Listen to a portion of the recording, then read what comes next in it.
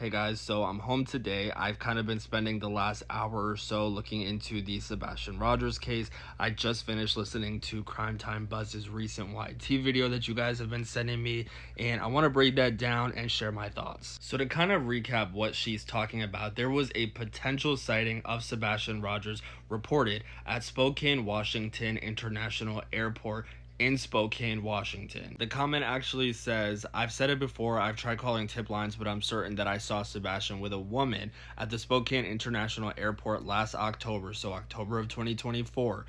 They came in on an 11 a.m. flight. Now, Crime Time Buzz said that she looked into this specific time period and the flights going in and out from this airport around 11, and she came across a couple. One going to Alaska, which has been a big conversation regarding this case, and one coming from Seattle, Washington. Now, if we back up to the months prior, in March of 2024, there was a potential sighting of Chris and Katie Proudfoot in Sutherland, Oregon. Remember, at Ford's Pond, and they were allegedly, this couple, with two other people, a man and a woman, another couple. Now, this couple that these two people who resembled Katie and Chris were with said that they were from Seattle, Washington. So is it just a coincidence that there's a potential sighting of Sebastian Rogers at an airport around 11 when there is a flight going to Alaska from this airport around this time and a flight coming in from Seattle around this time, when both of those areas are connected to this case through possible tips, sightings, and leads? I feel like this is something that law enforcement could easily look into and prove to be true or not true pretty quickly. I mean, airports have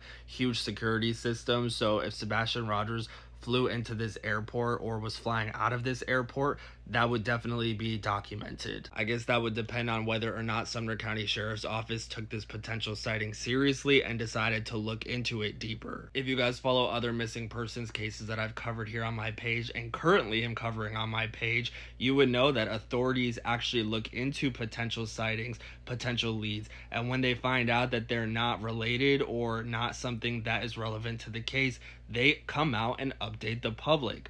We never get that from the Sumner County Sheriff's Office, which to me is concerning. Like, does that mean that they're not looking into these things, or does that mean that some of these possible leads and sightings could be true, could be relevant, and they're just putting it in their back pocket until they have enough probable cause to formally bring charges against someone? And in addition to the Spokane, Washington potential sighting of Sebastian and the potential sighting of Katie and Chris in Sutherland, Oregon, we also have the potential sighting of Sebastian again in both September and December of 2024 in Whidbey, Washington. So there's a lot going on pertaining to this case and the Oregon/Washington areas of this country. Are these just coincidences, or are they actually relevant to Sebastian's disappearance? There's a lot of people who seem to think that Sebastian could be alive and on reservation land, tribal land, and I will say that there is a lot of this kind of land in the state of Washington, as you can see from the map right here. With what Mob Crew said the other night, which is that there is a mountain of evidence that can be used to charge someone pertaining to Sebastian's disappearance. It makes me think that maybe some of this stuff, maybe not all of it, but some of it